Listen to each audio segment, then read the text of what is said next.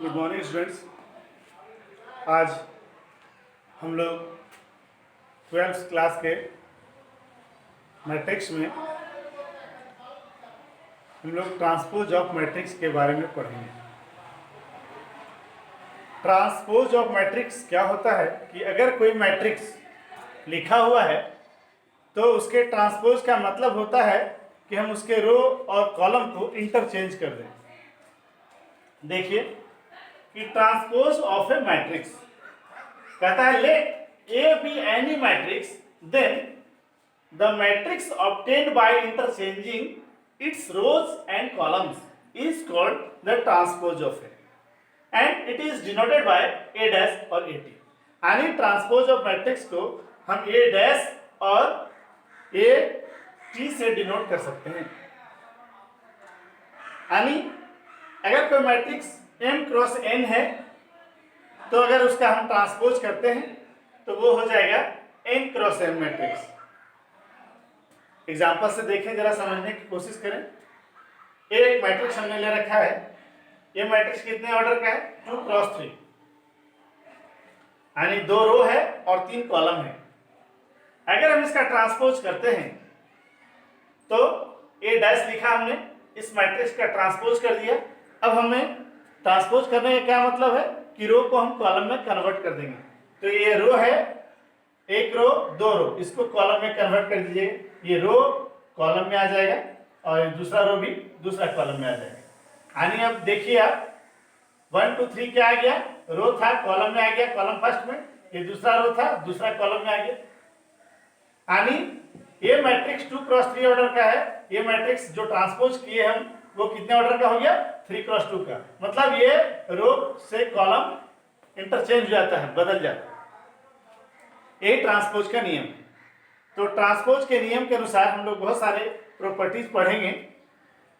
जैसे a plus B, अगर 2 matrix को जोड़कर उसका ट्रांसपोज किया जाए तो वह दोनों के अलग अलग ट्रांसपोज के बराबर होता है। यानी a प्लस बी का डैश बराबर a dash plus B dash. दूसरा मैट्रिक्स कि अगर किसी मैट्रिक्स को हम 2 बार ट्रांसपोज करें तो वह a डबल डैश जो है वापस a के बराबर आ जाता है।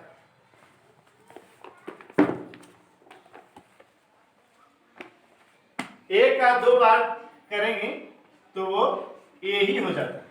a ट्रांसपोज का होल ट्रांसपोज, यानी 2 बार ट्रांसपोज करेंगे तो a मैट्रिक्स ही हो जाता है। आगे देखिए कि अगर कोई मैट्रिक्स A है, उसका कोई स्केलर क्वांटिटी K से गुना है और अगर उसके बाद ट्रांसपोज करते हैं तो स्केलर क्वांटिटी पे कोई असर नहीं पड़ता, लेकिन A डैश हो जाता है, A का ट्रांसपोज हो जाता है। यानी K A का होल डैश बराबर K A डैश। आगे देखिए, ये बहुत ही इंपॉर्टेंट, इससे क्वेश्चन भी आता है। A B का होल डैश बराबर B डैश A डैश। आप देख रहे हैं कि A मैट्रिक्स पहला है, अभी दूसरा मैट्रिक्स B है। जब ये दोनों का ट्रांसपोज करते हैं हम तो ये उलट जाता है, पहले B डैश आएगा बाद में A डैश आएगा। इसको भी हम लोग प्रूफ भी कर सकते हैं, थोड़ा लंबा होता है, आप लोग सीखते हैं। केवल ये इसको याद कर लीजिए आप, ये B का dash B dash A dash होता है। इससे रिलेटेड बहुत सारे प्रॉब्लम हम लोग देखेंगे आगे। फिर हम लोग ट्रांसपोज के मैट्रिक्स में देखते हैं सिमेट्रिक मैट्रिक्स। सिमेट्रिक मैट्रिक्स क्या होता है कि अगर कोई स्क्वायर मैट्रिक्स A है, उसका सिमेट्रिक का मतलब होता है कि यदि हम उसका ट्रांसपोज करें तो उसमें कोई अंतर ना पड़े। अगर ये मैट्रिक्स है तो A का ट्रांसपोज करने के बाद A ही आ जाए तो हम समझेंगे कि वो सिमेट्रिक मैट्रिक्स। जैसे देखिए, हमने एक मैट्रिक्स ले रखा है A जिसमें एलिमेंट है 1 2 2 1। इसका A डैश करते हैं तो इसका ट्रांसपोज करिए, ये रो कॉलम में बदल जाएगा। तो पहला रो 1 2 है, ये कॉलम में आ जाएगा। फिर दूसरा रो 2 1 है, ये दूसरा कॉलम में आ जाएगा। अब एलिमेंट देखिए, A का है 1 2 2 1, यहाँ पर देखिए ट्रांसपोज किया हुआ मैं 1 2 2 1, यानी A डैश और A क्या है? बराबर है। यहाँ पर A डैश और A क्या है? बराबर है। यानी कोई मैट्रिक्स जब उसका ट्रांसपोज करते हैं और उसमें कोई अंतर नहीं पड़ता है तो वो सिमेट्रिक मैट्रिक्स कहलाता है। इसी का उल्टा इसकी सिमेट्रिक मैट्रिक्स, अगर कोई मैट्रिक्स है, अगर उसका ट्रांसपोज करते हैं वो माइनस ए के बराबर हो जाता है। ये square matrix A is skew symmetric matrix if and only if A dash बराबर माइनस ए।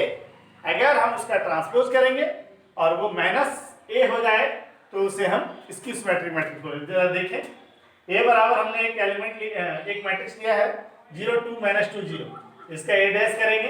देखिए हमने ट्रांसपोज किया, ट्रांसपोज करने से रो कॉलम में बदल जाएगा।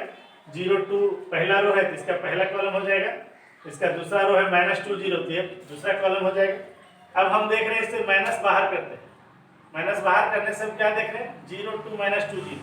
अब इसको देखिए ये और ये मैट्रिक्स सेम है, इसका मतलब कि माइनस बाहर हुआ माइनस, यानी ए डैश बराबर माइनस। अगर ऐसा कोई मैट्रिक्स है तो उसे हम स्क्यू सिमेट्रिक मैट्रिक्स बोलेंगे। आगे एक और मैट्रिक्स होता है ऑर्थोगोनल मैट्रिक्स। ए मैट्रिक्स को ऑर्थोगोनल मैट्रिक्स बोलेंगे कब? जब ए डैश बराबर ए हो, ए डैश बराबर ए हो, वो आई हो जाए, ए डैश ए बराबर आई, यानी ए ट्रांसपोज किया हुआ मैट्रिक्स को उसी एक के साथ गुना किया जाए तो आइडेंटिटी मैट्रिक्स होगा। अगर ए डैश ए बराबर आई आ जाए तो समझ जाते हैं हम कि ऑर्थोगोनल मैट्रिक्स है। इससे भी सवाल हम लोग देखेंगे। आगे उस टॉपिक पर हम लोग ध्यान देते हैं कि कोई भी मैट्रिक्स अगर दो सिमेट्रिक मैट्रिक्स को जोड़ेंगे तो उसका रिजल्ट सिमेट्रिक मैट्रिक्स होगा, दो स्क्यू सिमेट्रिक मैट्रिक्स को जोड़ेंगे तो उसका रिजल्ट स्क्यू सिमेट्रिक मैट्रिक्स होगा। और अगर कोई मैट्रिक्स ऐसा है कि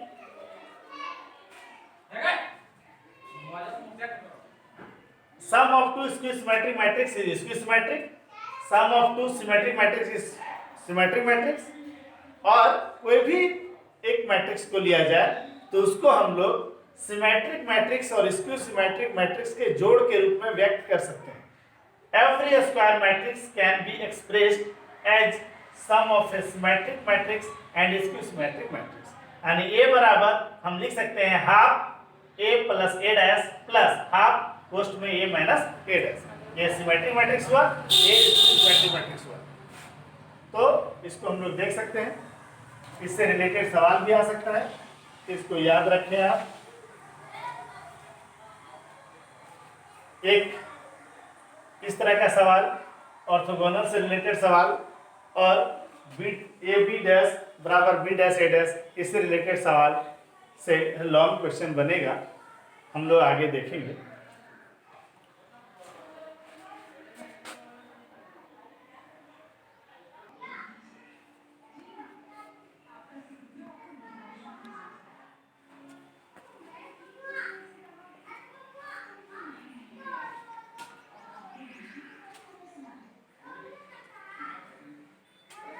तो स्टूडेंट्स हम लोग ट्रांसपोज ऑफ मैट्रिक्स का डेफिनेशन देखे, उससे रिलेटेड प्रॉपर्टीज देखे। अब उससे रिलेटेड हम लोग एक आध प्रॉब्लम देखते हैं। क्वेश्चन देखिए, पहला क्वेश्चन है find the transpose of the matrix A. A matrix लिखा हुआ है, इसका ट्रांसपोज ए डैश होता है।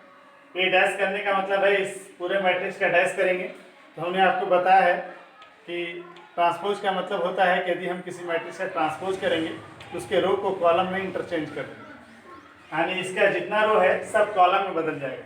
तो पहला रो 1 3 है एलिमेंट, ये पहला कॉलम हो जाएगा 1 3। इसका दूसरा रो 2 6 है, ये दूसरा कॉलम इसका हो जाएगा 2 6। इसका तीसरा रो 5 3 है, ये तीसरा कॉलम बन जाएगा 5 3। बस यही। तो ये इस तरह से ट्रांसपोज ऑफ मैट्रिक्स बना सकते हैं। आगे क्वेश्चन देखिए कि ए मैट्रिक्स दिया हुआ है, बी मैट्रिक्स दिया हुआ है, तो हमें शो करना है कि ए बी का जो डैश है वो बी डैश ए डैश के बराबर है। चेक करते हैं। पहला हमने लिखा ए बी, चूंकि एलएचएस में आप देखिए ए बी का डैश निकालना है। ए बी का डैश तब निकलेगा जब हमारा ए बी निकलेगा। तो पहले हम ए बी निकालते हैं। तो ए का मैट्रिक्स लिख दिया, बी मैट्रिक्स लिख दिया।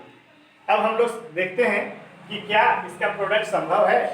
तो हमने आपको सिखाया है कि ए का कॉलम देखेंगे, बी का रो देखेंगे। इसका कॉलम देखिए क्या है 1 2 3, और बी का रो कितना है 1 2 3, दोनों बराबर है। इसका मतलब ए बी डिफाइंड होगा, ए बी प्रोडक्ट हो सकता है। तब जब ए मैट्रिक्स का 3 कॉलम, बी मैट्रिक्स का 3 रो है, इसका मतलब संभव है कि ए बी गुना हो जाएगा। अब हम लोग ए बी गुना करते हैं, तो इसके रो से इसके कॉलम को गुना करते जाएंगे। इसके पहला रो को पहले दोनों कॉलम से करेंगे, फिर इसके दूसरे रो को फिर दोनों कॉलम से गुना करेंगे। तो 2 × 3 + 4 × -1 -1 × 2 देख लीजिए। फिर 2 × 4 + 4 × 2 फिर -1 × 1। नेक्स्ट दूसरा रो से -1 × 3 + 0 × -1 + 2 × 2 ठीक है। फिर इसके दूसरे रो को इस दूसरे कॉलम से -1 × 4 + 0 × 2 + 2 × 1 ठीक है। अब इसको हल करेंगे। 2 3 जा 6, 4 × -1 -4 -1 × 2 -2, 4 2 जा 8, 4 2 जा 8, -1 × 1 1 -1 -1 × 3 -3, 0 × -1 0 और 2 × 2 4। इधर देखिए -4 × 1 -4, 0 × 2 0 और 2 × 1 2। अब इसको हल कर लेंगे सिंपल। 6 में 4 और 2 6, 6 में से 0 हो जाएगा, 8 8 16 में 1 15, फिर -3 में +4 यहाँ 1 और -4 में 2। ये 2 × 2 ऑर्डर का मैट्रिक्स निकल गया ए बी। अब क्या कहता है क्वेश्चन, ए बी का डैश निकालना है, ए बी का डैश निकालना है। तो ए बी का डैश निकालेंगे यानी ए बी का ट्रांसपोज करेंगे। ए बी कितना निकला है 0 15 1 -2, इसका ट्रांसपोज करेंगे। इसका ट्रांसपोज करेंगे तो रो कॉलम में बदल जाएगा। तो 0 15 कॉलम 1 में आ जाएगा और 1 - 2 कॉलम 2 में आ जाएगा। चूंकि ये रो दूसरा है तो कॉलम दूसरा में आएगा, तो ये बदल गया ए बी का डैश। आगे हम लोग को देखना है क्या, बी डैश ए डैश निकालना। तो पहले बी डैश देखते हैं। बी मैट्रिक्स कितना है 3 4 -1 2 2 1, ये लिख दिया हमने। बी डैश करेंगे तो इसका क्या होगा, रो कॉलम में बदलेगा। इसका रो 1 कॉलम 1 में आ जाएगा। 3 4 है तो 3 4 यहाँ पहला कॉलम में। इसका दूसरा रो -1 2 है, इसका दूसरा कॉलम बन जाएगा -1 2, और इसका तीसरा रो है 2 1, ये कॉलम 3 बन जाएगा 2 1। अब बी डैश निकल गया। इसी तरह से ए डैश क्या है, ए मैट्रिक्स है 2 4 -1 -1 0 2, 2 4 -1 -1 0 2। इसका ट्रांसपोज करिए, डैश करिए। डैश करेंगे तो इसका रो कॉलम बदल जाएगा। 2 4 -1 ये पहला कॉलम हो जाएगा, -1 0 2 ये दूसरा कॉलम हो जाएगा। अब हम लोग क्या करेंगे, बी डैश ए डैश से गुना करेंगे। बी डैश ए डैश हमने लिख दिया, बी डैश का वैल्यू इतना है, ए डैश मैट्रिक्स इतना है। अब दोनों को फिर गुना करेंगे। फिर चेक करते हैं हम लोग क्या बी डैश ए डैश प्रोडक्ट संभव है। पहले चेक करेंगे बी डैश का कैसा कॉलम है, 1 2 3 कॉलम हुआ, तो ए डैश का रो चेक करना पड़ेगा। ए डैश का रो कितना है 1 2 3, यानी 3 कॉलम इसका है, इसका 3 रो है। इसका मतलब बी डैश ए डैश प्रोडक्ट संभव है, यानी बी डैश ए डैश सब गुना करते हैं। इसके रो से इसके कॉलम को गुना करेंगे, फिर इसकी इसी रो के इसके अगले कॉलम से गुना करेंगे, फिर इसी तरह से आगे प्रोसेस करेंगे। तो देखिए इसके रो से इसके कॉलम को गुना कर रहे हैं, तो इसके फर्स्ट रो से इसके फर्स्ट कॉलम को करेंगे गुना पहले, फिर इसके दूसरे कॉलम को करेंगे। 3 × 2 -1 × 4 + 2 × -1। आगे इस रो को इस कॉलम के साथ 3 × -1 × 0 और 2 × 2। ये रो 1 का काम खत्म हो गया, अब रो 2 का 4 × 2 + 2 × 4 + 1 × -1। फिर इस दूसरे रो को इसी दूसरे कॉलम से 4 × -1 + 2 × 0 + 1 × 2। अब सिंपल इसको हल कर लीजिए।